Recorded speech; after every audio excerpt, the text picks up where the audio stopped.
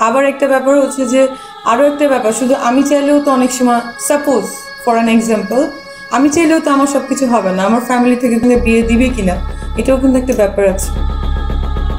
জানা গেছে মিষ্টি জান্নাতি হবে শাকিব খানের তৃতীয় বউ।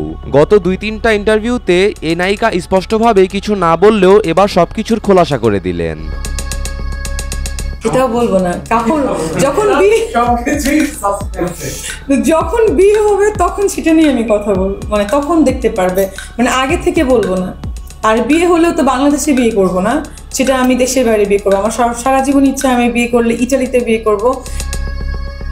নায়িকার সাথে শাকিব খানের একটা ছবি করার কথা চলছে।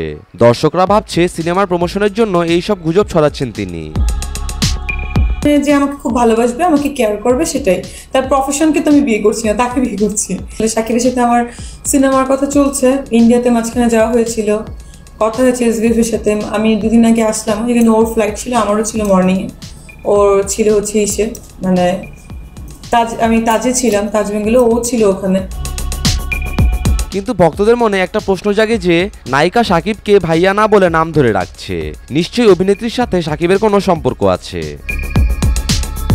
আমি জানি না, বাট ওর সাথে আমার ভালো আন্ডারস্ট্যান্ডিং। এখন আমাকে প্রশ্ন করা হচ্ছে আপনি কিনা, আমি তো বলেছি আর্টিস্টদের সবচেয়ে সাসপেন্স থাকা উচিত, যদি সব বলেই দিই তাহলে তো হলো না। সিনেমা নাকি পার্সোনাল লাইফ না, ওইটাও জানাবো, এখন জানানো যাবে না, সবকিছু নিষেধ আছে।